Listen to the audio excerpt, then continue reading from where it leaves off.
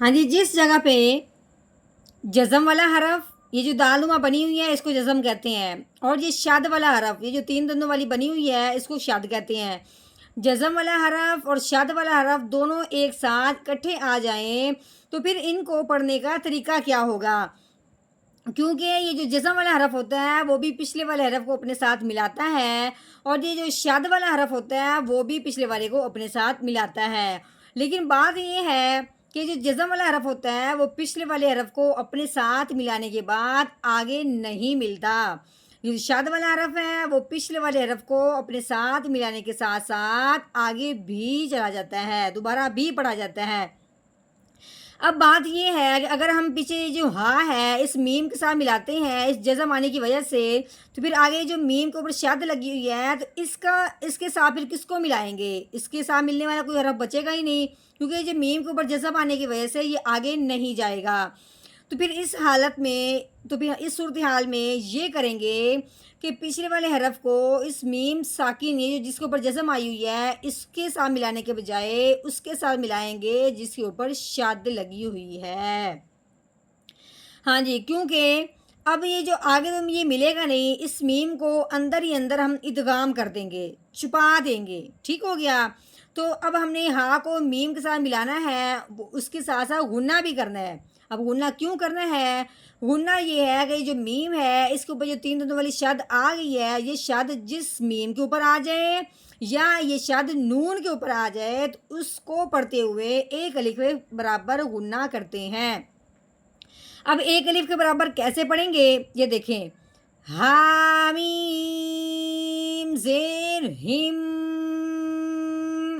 मैंने मुंह बंद करके आवाज़ को नाक में से निकाला है, इसको कहते हैं गुन्ना। ठीक है, एक अलिफ के बराबर सिर्फ लंबा करना है।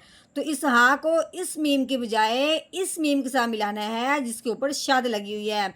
कोई भी हरफ इस तरह आपको नज़र आ जाए जिसके साथ जज़म भी हो और साथ ही शाद हो, तो जज़म वाले हरफ को अंदर इदगाम करते हैं, छुपा देते हैं, और पिछले वाले हरफ को अगले वाले हरफ के साथ मिलाते हैं जिसके ऊपर शाद लगी होती है। ठीक हो गया? ये तो हमने बात की है सिर्फ एक लफ्ज़ पढ़ने के लिए। आप इस मुकम्मल आयत को सुने, इंशाल्लाह आपको एक एक बात में बहुत बड़ी बड़ी तफसील मिलेगी। नहमदुहु व नसल्ली अला रसूलिहिल करीम, अम्मा बाद फ़अऊज़ु बिल्लाहि मिनश्शैतानिर रजीम, बिस्मिल्लाहिर रहमानिर रहीम। अस्सलामु अलैकुम व रहमतुल्लाहि व बरकातुहू। उम्मीद है आप सब खैरियत से होंगे। इंशाल्लाह जहाँ होंगे ईमान और सेहत की नेमत से माला माल होंगे। हाँ जी, तो आगाज़ करते हैं हम अपने आज के सबक का दुआओं के साथ। तो चलिए शुरू करते हैं। अल्लाहुम्मा सल्ली अला सय्यिदिना व मौलाना मुहम्मदिन व अला आलि सय्यिदिना व मौलाना मुहम्मदिन व बारिक व सल्लिम। रब्बि इश्रह ली सदरी व यस्सिर ली अमरी वहलुल उक़दतम मिन लिसानी यफ़क़हू क़ौली। Rabbi ज़िदना इल्मा, rabbi ज़िदना इल्मा, rabbi ज़िदना इल्मा। अऊज़ु बिल्लाहि मिनश शैतानिर रजीम। बिस्मिल्लाहिर रहमानिर रहीम। हाँ जी, आज का सबक हमारा इस वाव से शुरू होगा। ठीक है, वाव को पढ़ने से पहले हमने ये देखना है कि वाव के ऊपर जो लगी हुई है 3 दंदों वाली, इसका नाम है शद। ये शद जिस भी हरफ के ऊपर आती है वो पिछले वाले हरफ को अपने साथ मिला लेती है। अब शद आई वाव के ऊपर, उससे पीछे हमने देखा है दरमियान में ये क्या गोल दायरा जो बना हुआ है इसको कहते हैं वक़फ़। उससे पीछे तो बा है, लेकिन दरमियान में क्या है? वक़फ़ है। ये वक़फ़ जहाँ आता है उसका मतलब होता है कि बात मुकम्मल हो गई है। अब यहाँ पे मर्ज़ी होती है, चाहे तो हम पिछले वाले हरफ को इसके साथ मिला लें और दरमियान में वक़फ़ ना करें। अगर फिर हम यहाँ पे मर्ज़ी ये भी है कि चाहे यहाँ पे वक़फ़ कर लें और वाव के ऊपर जो शाद लगी हुई है उसको पढ़ें ही ना। ठीक है, लेकिन कल वाले जो हमारा सबक था उसमें हमने यहाँ पे वक़फ़ कर दिया था। अब हमने क्या करना है, जो वाव के ऊपर शाद लगी हुई है इसको हमने नहीं पढ़ना, जो वाव के ऊपर ज़बर लगी हुई है अब हमने सिर्फ वो पढ़नी है। ठीक हो गया? हाँ जी, वक़फ़ आने की वजह से अब हमने शाद नहीं पढ़ी, लेकिन मर्ज़ी थी हम आगे मिला भी सकते थे, बा को वाव के साथ मिलाने में कोई मसला नहीं था, लेकिन हमने यहाँ पे वक़फ़ कर लिया, अब हमने शाद नहीं पढ़नी। तो कैसे पढ़ेंगे? واؤ کے اوپر جو زبر ہے اب وہ پڑھیں گے. آگے دیکھیں ہے آگے الف ہے, الف کے اوپر کوئی زبر کوئی زیر کوئی پیش نہیں لگی ہوئی, تو اس لیے اس الف کو اب ہم نے نہیں پڑھنا. آگے لام ہے, یہ لفظ اللہ لکھا ہوا ہے, ٹھیک ہے.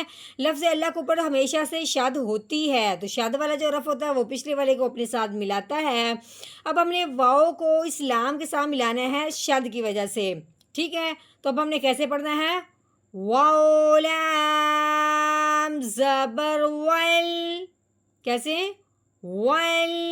ہاں جی, اس کے بعد دیکھنا ہے کہ لام کے اوپر کیا لگی ہوئی ہے؟ کھڑی زبر لگی ہوئی ہے. کھڑی زبر جس لفظ اللہ کے اوپر آ جائے, لفظ کسی بھی لفظ کے اوپر آ جائے, اس حرف کو اس لفظ کو ایک الف کے برابر لمبا کرتے ہیں. ساتھ ساتھ ایک اور بات سمجھنی ہے کہ یہ جو لفظ اللہ لکھا ہوا ہے اس کو پڑھنے سے پہلے پچھلے حرف کو ضرور دیکھنا ہے. لفظ اللہ سے پچھلے حرف پہ اگر زبر آ جائے یا پیش آ جائے تو پھر لفظ اللہ کو موٹا کرتے ہیں. لفظ اللہ سے پہلے حرف کے نیچے اگر زیر آ جائے تو لفظ اللہ کو باریک کر کے پڑھتے ہیں. اب لفظ اللہ کو ہم نے موٹا کرنا ہے یا باریک کرنا ہے, یہ آپ لوگوں نے مجھے ضرور بتانا ہے, لیکن میں اس سے پہلے آپ کو ضرور بتاؤں گی کہ لفظ اللہ سے پہلے اب زبر آ گئی ہے تو اس لفظ اللہ کو ہم نے موٹا کر کے پڑھنا ہے. آپ لوگوں نے مجھے ضرور بتانا ہے کہ آپ کو اس بات کی سمجھ آئی ہے یا نہیں آئی, ٹھیک ہے. ہاں جی, اب ہم نے لفظ اللہ کو ایک الف کے برابر لمبا بھی کرنا ہے, لفظ اللہ کو ہم نے موٹا بھی کرنا ہے. تو کیسے پڑھیں گے؟ لام کھڑی زبر لو واللو, ٹھیک ہو گیا. آگے یہ ہا موٹی ہا ہے, اس کے اوپر پیش لگی ہوئی ہے, اس کو کیسے پڑھیں گے؟ ہا پیش ہو واللہ. ہاں جی, آگے یہ میم ہے, میم کے نیچے زیر لگی ہوئی ہے. آگے یہ نون, نون کے اوپر جو دال نما بنی ہوئی ہے اس کو جزم کہتے ہیں. یہ جزم جس حرف کے اوپر آتی ہے اس حرف کو ساکن کہتے ہیں. اب ساکن کا مطلب ہوتا ہے پچھلے والے کو اپنے ساتھ ملا لینا. لیکن اس سے پہلے ہم نے جب آگے بھی دیکھا ہے کہ آگے یہ تین دندوں والی شد پھر واؤ کے اوپر آ گئی ہے, تو شد والا جو حرف ہوتا ہے وہ بھی پچھلے والے کو اپنے ساتھ ملا لیتا ہے. اب یہاں ایک بات بہت خاص ہے جو سمجھنے والی ہے کہ جزم والا حرف ہے وہ بھی پچھلے والے کو اپنے ساتھ ملاتا ہے, شاد والا جو حرف ہوتا ہے وہ بھی پچھلے والے کو اپنے ساتھ ملاتا ہے. لیکن یہ بات ذہن میں رکھنی ہے, لیکن وجہ یہ ہے کہ جو یہ ساکن جو حرف ہوتا ہے وہ پچھلے والے حرف کو اپنے ساتھ ملانے کے بعد آگے نہیں ملتا, لیکن جو شاد والا حرف ہوتا ہے وہ پچھلے والے حرف کو ملانے کے بعد آگے بھی ملتا ہے. اب اگر ہم جزم والے حرف کے ساتھ اس میم کو ملا لیتے ہیں تو پھر آگے شد کے ساتھ ملنے والا کوئی حرف باقی نہیں رہے گا. تو اس لیے اب ہم نے کیا کرنا ہے کہ اس میم کو اس نون کے بجائے اس واؤ کے ساتھ ملائیں گے اور نون کو اندر ادغام کر دیں گے, یعنی کہ اندر ہی اندر چھپا دیں گے. آواز اس کی اندر یعنی مدغم ہو جائے گی, ادغام میں چھپ جائے گی. اب ہم اس کو کیسے کریں گے؟ اس کو میم کو اس واؤ کے ساتھ ملاتے ہوئے ہم نے ایک الف کے برابر غنہ بھی کرنا ہے. تو کیسے پڑھیں گے؟ میم واؤ زیر میو, کیسے پڑھیں گے؟ میو. ہاں جی, آگے یہ واؤ کے اوپر لگی ہوئی زبر, ٹھیک ہے, واؤ زبر وا. ہاں جی, آگے دیکھیں, آگے یہ رو کے اوپر لگی ہوئی ہے زبر, ٹھیک ہو گیا. آگے اس کے ساتھ ہی یہ الف لگا ہوا ہے, الف کے اوپر کیا لگی ہوئی ہے؟ مد لگی ہوئی ہے. ہاں جی, الف سے پہلے حرف پہ جب زبر آ جائے تو وہ حرف رو جو ہے, جیسے کہ رو ہے, الف کے ساتھ ملتا ہوئے ایک الف کے برابر لمبا ہوگا, ٹھیک ہے. اب یہ مد آنے کی وجہ سے اس الف کو رو کے ساتھ ملاتے ہوئے اب ہم نے 3 الف کے برابر اس کو لمبا کرنا ہے, ٹھیک ہو گیا.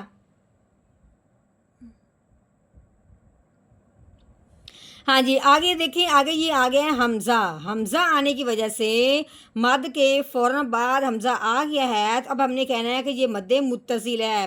اگر مد کے فوراً بعد حمزہ آ جائے تو اس مد کو مد متصل کہتے ہیں. جو مد متصل ہوتی ہے اس مد کو 4 الف کے برابر لمبا کرتے ہیں. اب ہم نے رو کو الف کے ساتھ ملاتے ہوئے 4 الف کے برابر لمبا کرنا ہے, تو کیسے پڑھیں گے؟ رو الف مد زبر رو وارو. یہ حمزہ اس کے نیچے زیر ہے, حمزہ زیر ای, वाराई।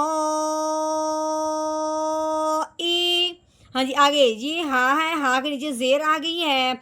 आगे देखना है कि ये मीम है, इसके ऊपर जज़म है, ये मीम है, इसके ऊपर शाद आ गई है। अभी हमने क्या कहा था, अगर जज़म वाला हरफ और शाद वाला हरफ दरमियान में एक साथ आ जाएँ, तो फिर हमने जज़म वाले हरफ को छोड़ के आगे शाद वाले हरफ के साथ उस हरफ को मिलाना है। अब हमने हा को इस मीम के साथ मिलाना है, तो फिर साथ-साथ हमने गुन्ना भी करना है। गुन्ने का मतलब क्या है कि ये जो शाद है, ये आई है मीम के ऊपर। ये शाद जब मीम के ऊपर आ जाती है, तो उस मीम पे हमेशा गुन्ना करते हैं। तो कैसे पढ़ेंगे? हामीम ज़ेर हिम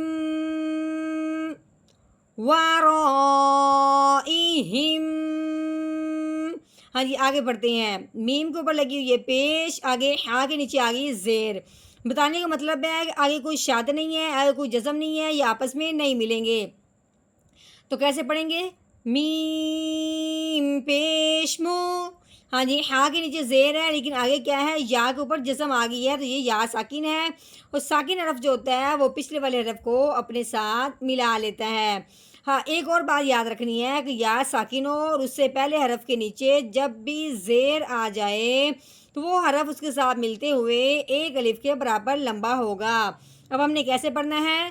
हा या ज़ेर ही मुही। हाँ जी, आगे तो है, तो के ऊपर तनवीन है, लेकिन तनवीन पे गुना करना है या नहीं करना, ये बाद में देखते हैं। लेकिन आगे वक़फ़ आने की वजह से अब हमने यहाँ पे गुना नहीं करेंगे। तो कैसे पढ़ेंगे? तो दो पेश तुन मुहीतुन। हाँ जी, यहाँ पे हमने करना है वक़फ़। तो वक़फ़ सूरत में जो आखिर वाला हरफ होता है, उसको क्या कर देते हैं? साकिन कर देते हैं। जिस तरह ये जज़म आने की वजह से हरफ की ज़बर ज़ेर पेश नहीं होती, इसी तरह वक़फ़ आने की वजह से आखिर वाले हरफ की ज़बर ज़ेर पेश ख़त्म कर देते हैं। उसका सिर्फ मखरज के बाद निकालते हैं, उसकी साकिन करते हुए।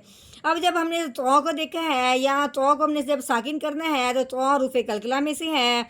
हरूफ़ कलकला के ऊपर जब इस तरह की जज़म आ जाती है, या हरूफ़ कलकला साकिन होता है वक़फ़ की सूरत में, तो उसको क्या करते हैं? हिला के पढ़ते हैं। तो कैसे पढ़ेंगे? आगे वक़फ़ मुहीत मुहीत। हाँ जी, अब हमने क्या करना है? इस मुकम्मल आयत का हमने कर लिया है तोड़, इसको करना है मुकम्मल जोड़, वो भी रवानगी के साथ पढ़ेंगे। तो चलिए शुरू करते हैं। अऊज़ु बिल्लाहि मिनश शैतानिर रजीम। सूरतुल बुरूज मक्किय्यह। बिस्मिल्लाहिर्रहमानिर्रहीम। वल्लाहु मिन वराइहिम मुहीत। वल्लाहु मिन वराइहिम मुहीत।